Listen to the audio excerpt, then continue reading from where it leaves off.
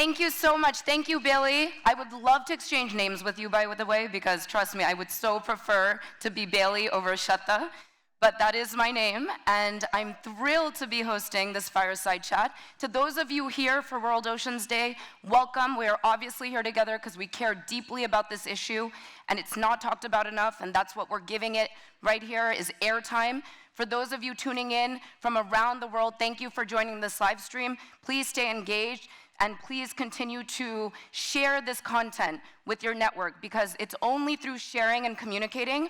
This is the first step in how we're going to truly overcome the dual crisis that is land, oceans, and ultimately climate. So with that, I would love to welcome on stage the legendary ocean scientist, Sylvia Earle. Please join me on stage.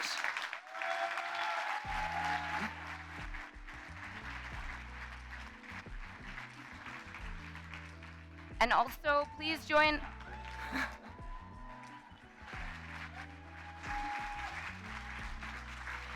And please welcome on stage Xiye Bastida, the legendary, even at 22 years old, Mexican climate justice advocate.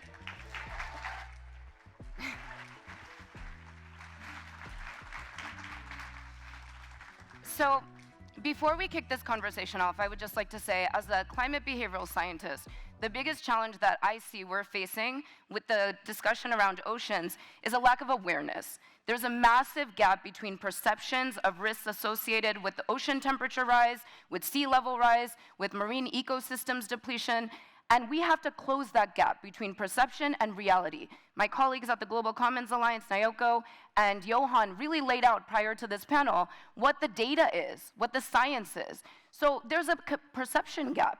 And how do we use communications and advocates and expertise to really close that gap in a way that inspires behavioral change and policy implementation to support behavioral change, to support technologies, to support campaigns, to support good ideas. So there's no two people better to talk about what they are working on, to inspire those that are here, those that are tuning in, to really get the messaging out and to get everyone excited, engaged, and involved.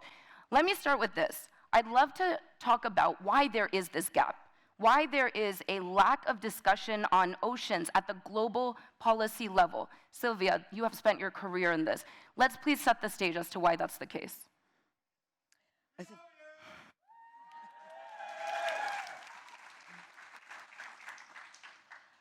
I think that's the greatest mystery of the sea. Really, why don't people care? You can't care if you don't know. I suppose that's the answer. That we can see the land, we can, be here in the atmosphere, breathing the air. But until recent times, and especially right about now, access to the sea has just been as deep as you can hold your breath, but without the means to be able to see, to measure, to see the connections. Even now, most of the access to the sea is within where divers go, if you're going to have a personal experience. That's the uppermost layer of the ocean. To realize that 95% of where life on Earth exists is in the ocean, and most of it is below where light shines. We really live in the light, at least half of the time, and most of life on Earth lives in the dark, all of the time, below where sunlight shines, except for the flash, sparkle, and glow of the luminous creatures that make their own firefly kind of light, bioluminescence. And it's cold in most of the biosphere. Even in the tropics, if you descend in a little submarine down, through the various shades of blue, darker and darker until you're in that wonderful velvety blackness, living depths. It begins at about 100 meters and goes down to at least 1,000 meters. Some little traces of light trickle through. Below that, it is dark, but it's filled with life. We have not really either known that or understood that or cared about what's below where we can see until right about now. And we need to be able to pull that out through storytelling. And we need to make it visible and tangible, because one of the biggest challenges that our human brains face is not being able to, if something we can't see or touch, then we don't actually perceive that it needs attention. And we don't actually act around it, especially when it needs to be saved. And Xiye, I know this is something you care about deeply, you're working on as we speak. I'm so excited for you to share with these audiences your feature film called The Way of the Whale. So talk to us a little bit about how you are bringing what Sylvia just described to the forefront to audiences. Well, thank you so much, Sweta, for hosting, and welcome everybody again. Let's give a big applause to Sylvia, because Sylvia has been one, as I'm sure for many of you, one of my biggest inspirations and mentors. Here we have somebody who has one of the people who have been in the ocean the most in their lifetimes and have seen things that we can only imagine. So she's really the living embodiment of what's out there and the mystery of the ocean, which is one of the reasons why we're not acting, because when we see things as mystery, we might not know them, but we need to understand how interconnected we are. And that is how the documentary, the film that I'm working on, kind of started. The director approached me. You know, you get emails and then you ignore some, you respond to others. And this was an email that I was ignoring, because I was thinking, I am not the right person to talk about the ocean. I'm not the right person to talk about the gray whale, because that is not where I'm from. I'm from the middle of Mexico, 2,300 meters above sea level, where it's freezing in the mornings. And he told me, you know, this is a story that I think will change the way that you see the world. And then the environment minister of Mexico, Julia Carabias, former environment minister of Mexico, emailed me too and said, you have to do this, because this is a fight that we fought so long for, which was the fight to create the largest protected area in all of Latin America, to save that area from salt mining, but also ecosystems as a whole. And when I got there, and I had the greatest gift of my life, to be on a boat in the lagoon with a mother gray whale coming towards me with a baby calf. Wow. Pushing, the mother was helping the calf swim upwards, and the calf was approaching the boat, you know, kind of rubbing itself against it. And the mother offering, you know, you can have a connection with my calf. And that is the biggest love I have ever felt in my life. The love that my mother gives me, the love that Mother Earth gives us, is the love that the mother was showing its calf and me by allowing us to have that connection. And in their lifetimes, they were hunted. In their lifetimes, you know, whales, gray whales live around 80 years. In their lifetimes, they were hunted by us. And they're remediating that, you know, severance of trust. And that is the moment when I realized, you know, I am also a steward of the ocean. Even if I am not from the shore, the water that I have in my lagoon, in my home, is the same water that comes from here due to our cycles of water. And, you know, I always say this, though, you know, scientists don't know how water arrived on Earth. It might have come from an asteroid, or we really don't know. But what we do know is that all of the water that was here at the beginning of water on Earth is the same water that we have today, cycled through years, through history. And we are now putting our story in water.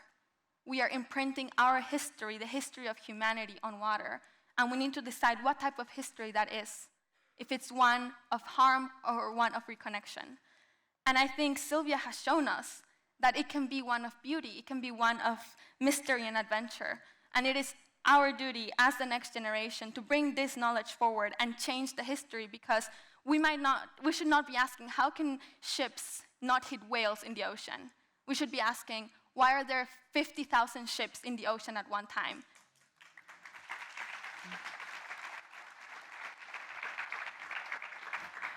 So I last saw Xiye at the Economist Summit in London, and she started by saying that they had asked her to inspire, and an audience full of suits. There were tears, there was, you know, everything that you're experiencing right now. So well done. Thank you for inspiring in person and through this film. It's going to be something we really look forward to seeing come out. So looking forward to that very much.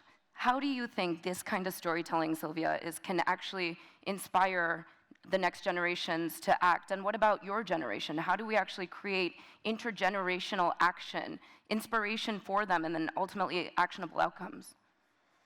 Imagine if whales made the rules.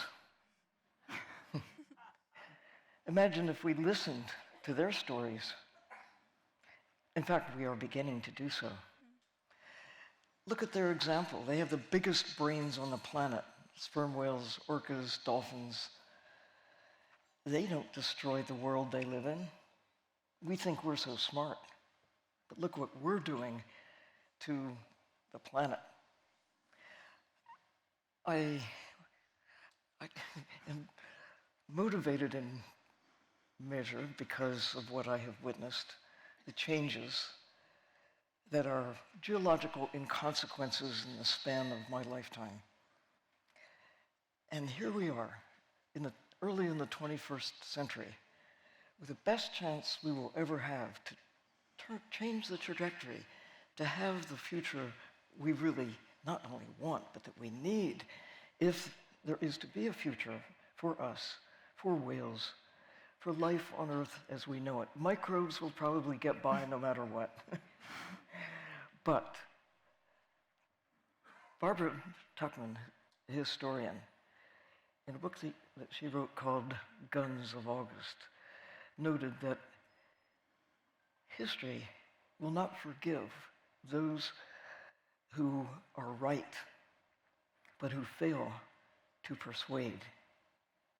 We now know what to do. We know what's right. We know what we're putting into the ocean. What we're taking out of the ocean is harming not just whales and fish and coral reefs, but it comes right back to life on Earth, including us. If we didn't know this, that would be a real problem. But you heard Johan Rockström. You heard the presentation about here are the problems. We know what to do. We know what is right. What's holding us back? We know it up here. The planet's in trouble. We know there are solutions. Here's the roadmap. What keeps us from taking action? Does it seem that the problems are just too big? That I as an individual, you as individuals, doesn't matter because we're just so small against the huge problems? Maybe that's part of the problem. But if you can tell stories about how individuals can and do make a difference, times 8 billion, or even a significant number, we can start swimming in the right direction. And I think about Jane Goodall, one person, one species, a few years, getting to know and being a voice for chimpanzees. Jane Goodall really has significantly not only changed our perception of our fellow primates, but of ourselves. And how about the octopus teacher, Craig Foster? One man, one octopus, 1 year, one film, one Oscar, now one book.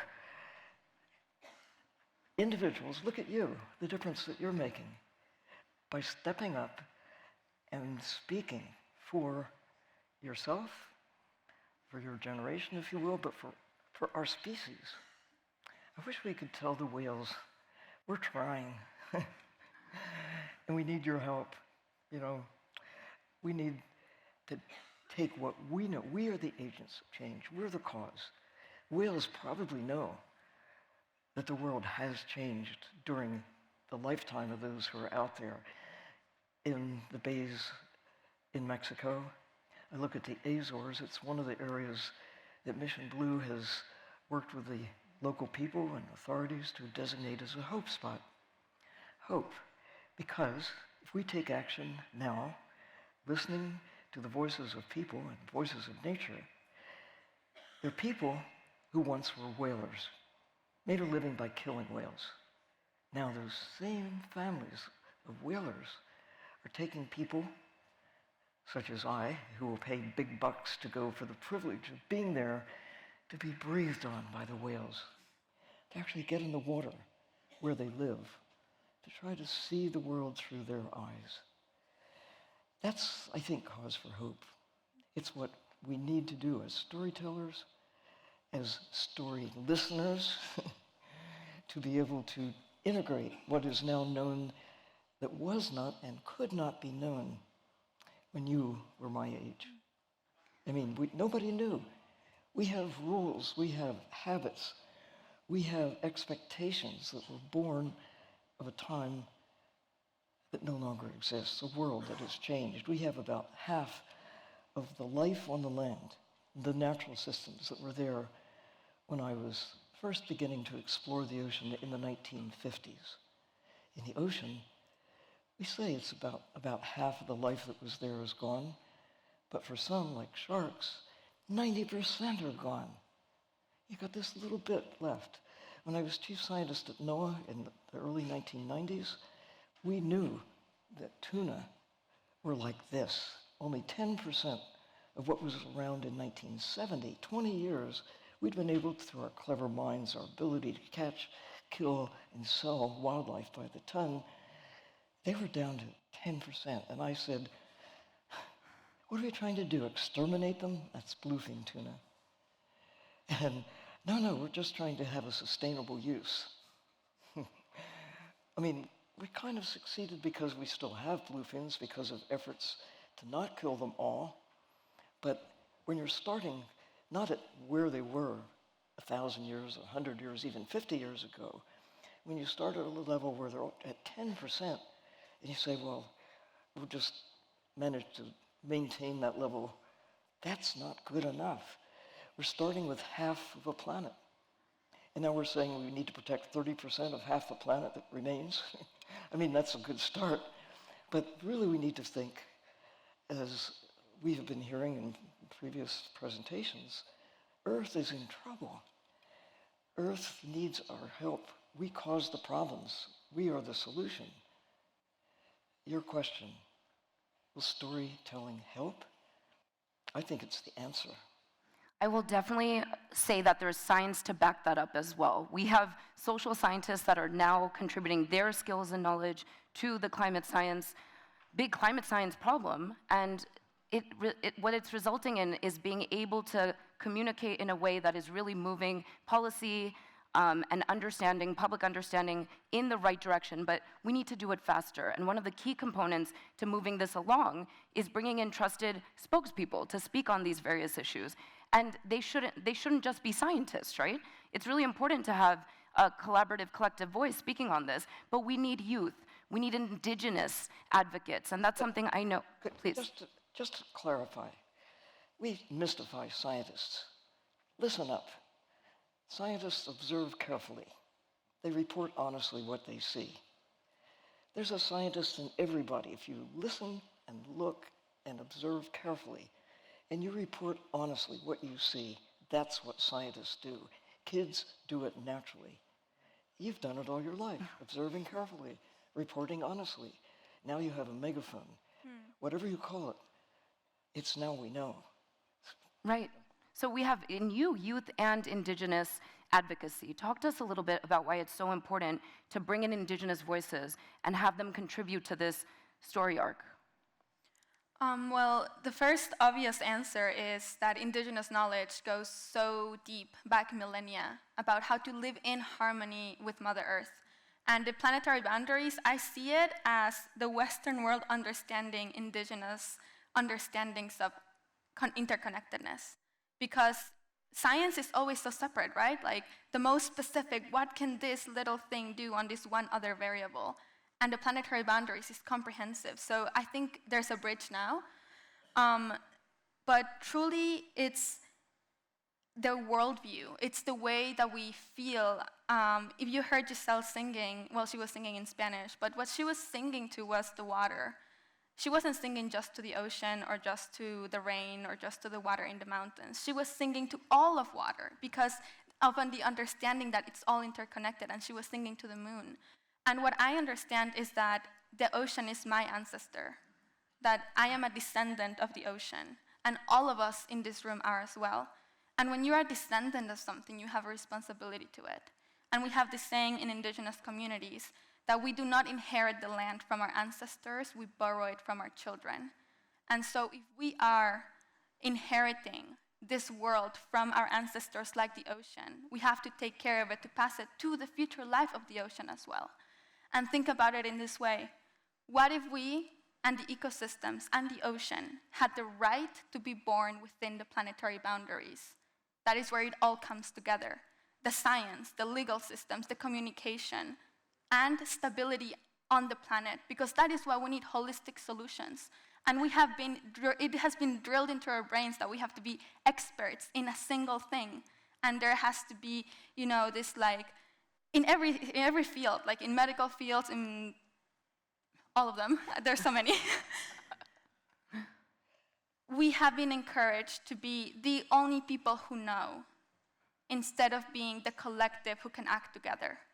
And I think that is the essence of our storytelling, has to be, how do we do this together? Here, we're not just two people talking to an empty room. We're all sitting in a big circle, in half of a circle, thinking, putting our brains together about how can we really make sure that we step out of the craziness of the daily life and assess who are we on this planet and what is our responsibility to make this world thrive, not survive. And something that Sylvia made me realize is that humans are super creative, but we have used our creativity to destroy. We have used our creativity to put value on things that are dead. Like nature dead is more valuable than nature alive. That is what Naoko was talking about as well. So how can we get our creativity again and say, actually, the value should be on life. The value should be on ancestral knowledge. The value should be on building new systems, paths forward. So I hope that just gives everybody my perspective of the world, which is we're all just a big web of interconnected beings that have to be here to make the world livable for who comes after us. Awesome. When we sorry, I know I'm going on, but it's fascinating to me that we have gone into the wrong direction, because I was told that we are here to protect Mother Earth, and that is our stewardship. Final word, Sylvia? We are so close to the biggest, most wonderful era of advancing who we are, understanding the potential, realizing with the technology coupled with the ancient wisdom of respecting where we interact with nature. Taking that knowledge with the technology that enables us to go high in the sky, deep in the sea, to communicate across the globe. That was not possible when I was a child. It is happening now. But we still have things that we have to face up to. Our economic system is broken. How can a live whale be worth less than a dead whale? A live tree worth less than one that is turned into board feet of lumber? How can we put an emphasis on taking on an extravagant level wildlife out of the ocean, de-wilding the ocean, while we look at the land and are trying to put back rewilding? We understand illegal, unreported, and unregulated fishing in the ocean, but in the high seas, in the deep sea, looking at legal, subsidized extraction of wildlife by the ton to satisfy what? The marketplace for seafood, sea life, for products based on oil from fish, oil from krill in Antarctica, from squid. We have to rethink, open our eyes, and with every bite you take, think about, where did it come from? Whether it's a piece of lettuce or something that had been alive in the deep sea. And then ask yourself, what can you do?